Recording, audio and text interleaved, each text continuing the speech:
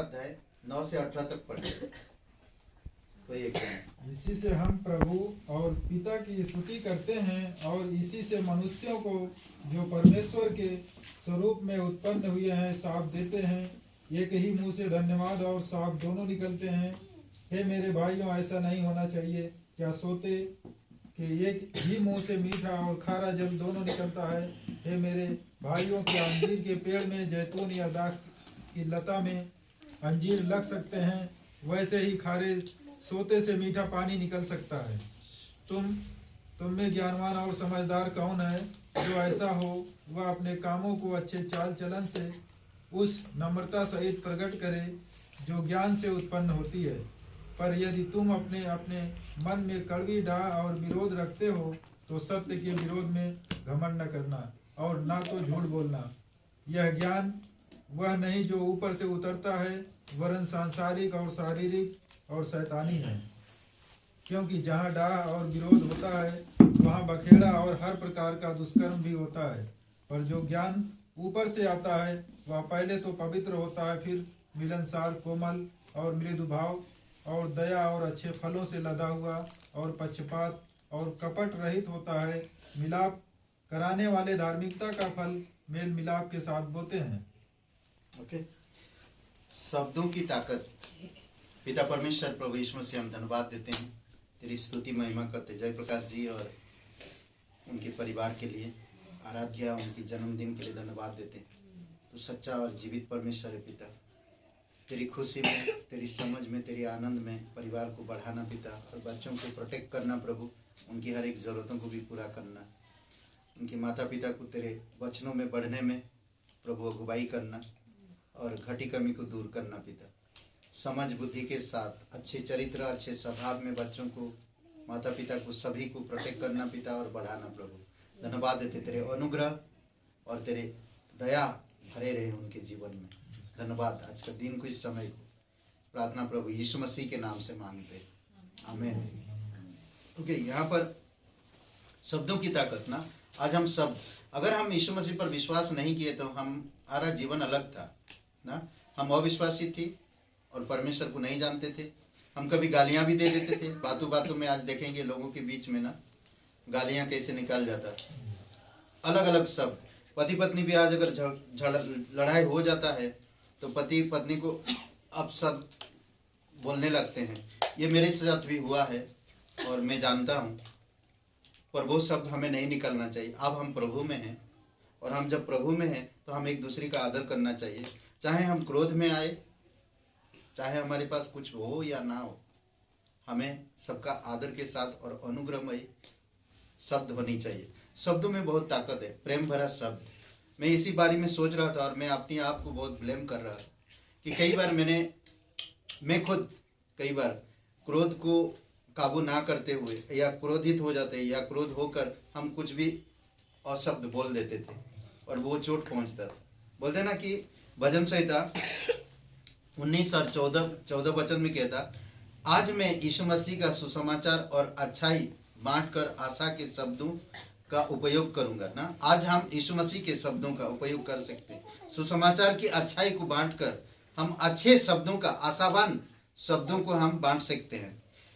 19:14 में कहता, मेरे मुंह के वचन और मेरे हृदय का ध्यान तेरे सन्मुख ग्रहण योग्य हो ना। अगर समझ लीजिए, मेरे मुंह के वचन और मेरे हृदय का ध्यान तेरे सन्मुख ग्रहण योग्य हो। हे यहोवा परमेश्वर, मेरी चट्टान और मेरे उद्धार करने वाले, मेरा उद्धार करने वाला परमेश्वर है। मैं बुरा था, आज मुझे अच्छाई को मेरे अंदर डाला। ये ऊपर से जो कुछ भी डाला परमेश्वर, ये पवित्र है, ये पवित्र है और सिद्ध है। और वही सिद्ध आत्मा आज हमारे अंदर है। हम वो सिद्ध आत्मा में रहकर हम लोगों की बुराई भी कर रहा, तब भी हमें उसके अच्छाई से बर्ताव करना चाहिए, क्योंकि यीशु मसीह इसी प्रकार से किया। देखेंगे दो चीजें हैं हमारी शब्दों में, दो चीजें हैं। शब्द शक्तिशाली है। कुछ शब्द हमारी आत्मा के लिए एक मलहम है। कुछ जो शब्द होते हैं आत्मा के लिए एक मलहम है, जबकि दूसरे शब्द एक तेज चाकू की तरह काटने वाली होते हैं। सोचिए ये दोनों चीज में कितनी अंतर है। नहीं, हमारी जुबान पे ये रहता है, एक तेज तीखी चाकू की तरह होता है, और चाकू अगर किसी पर पड़ जाता तो भाई बोलता कि अरे सॉरी गलती हो गया। कट जाने के बाद क्या होगा, इंसान खत्म, मर जाएगा।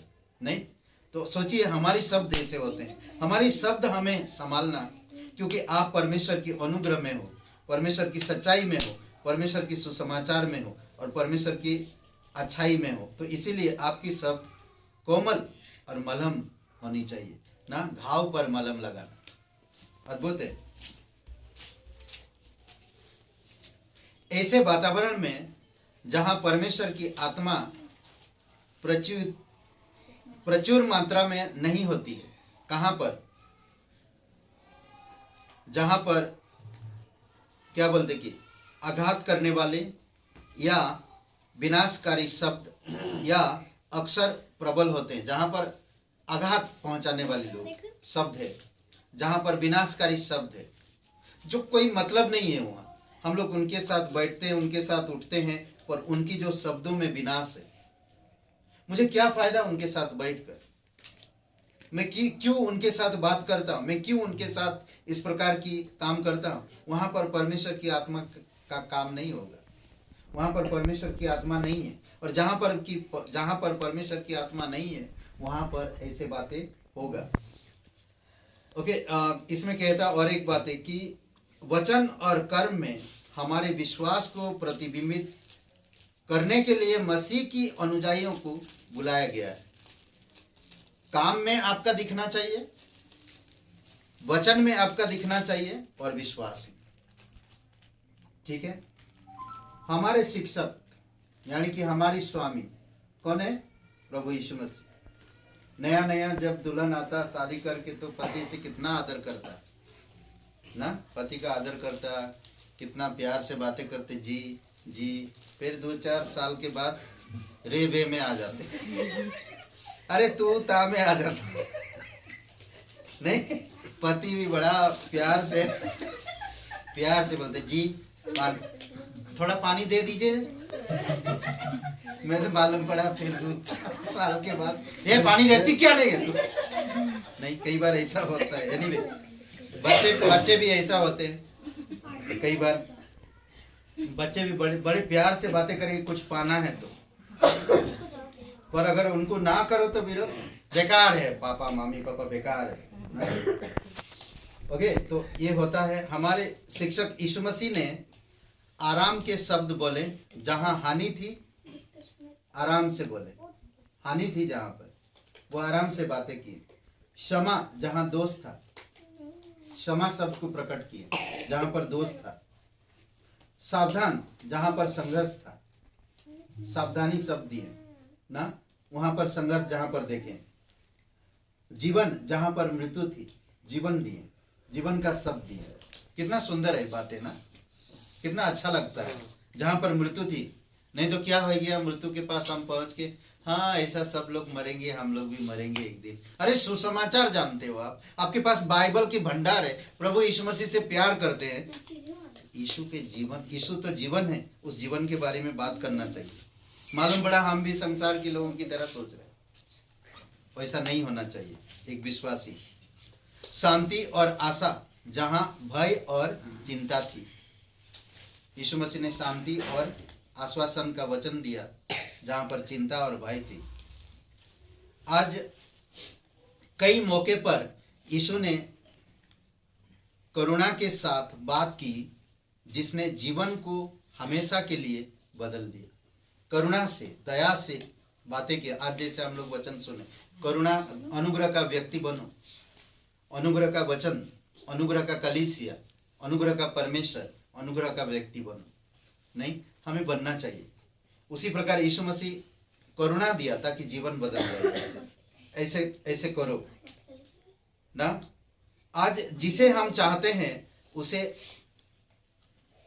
आश्वासन, विश्वास, जीवन के शब्द सुनाने की आवश्यकता हो सकती है। हर एक इंसान, हम जिस समाज में रहते, जिस जगह में रहते, जहां पर हम जॉब करते, उनके पास आशा नहीं है, उनके पास आश्वासन नहीं है, उनके पास उद्धार नहीं, उनके पास मुक्ति जीवन नहीं है। हमें जीवन की वचन और खुशी और शांति की वचन हमें देना चाहिए।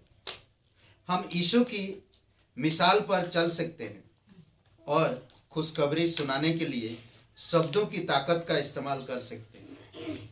नहीं, शब्दों का ताकत, आपके पास जो शब्द है वो बहुत ताकत है, किसी का जीवन बदल देगा। आमीन। आइए प्रार्थना करते। दयालु और कृपालु परमेश्वर, हम धन्यवाद देते प्रत्येक भाई बहनों के लिए, खास करके पिता जयप्रकाश जी और अर्चना जी, उनके जीवन के लिए धन्यवाद देते हैं। दोनों बेटियों के लिए आपकी अनुग्रह, आपकी दया बनाई रखिए, तेरी दया और कृपा रहे। मुकेश जी के लिए धन्यवाद देते, आशा जी, उनके जीवन के लिए तेरी दया और कृपा उन पर भी बनाई रखिए पिता। तो सच्चा परमेश्वर, आप उनसे प्यार करते हैं, आप उनके जीवन को जानते हैं, उनकी मन और विचार को जानते हैं प्रभु। तो सच्चा परमेश्वर है। शैलेंद्र जी और लक्ष्मी जी, उनके जीवन के लिए धन्यवाद देते हैं। परिवार को तेरे चरणों पर रखते हैं। जो भी भोजन वस्तु आए पिता, उनको ब्लेसिंग करना, जब हम खाएं हमारे शरीर को भी तंदुरुस्त रखना पिता। जिस भंडार से आए प्रभु, कोई भी वस्तु की घटी कमी ना हो, तेरी दया और कृपा है। धन्यवाद देते। जो लोग नहीं भी आए पिता, हम प्रार्थना करते हैं तेरी अनुग्रह उन पर बनाई रखना। आज का दिन को, इस समय को प्रार्थना प्रभु यीशु मसीह के नाम से मांगते हैं, आमीन।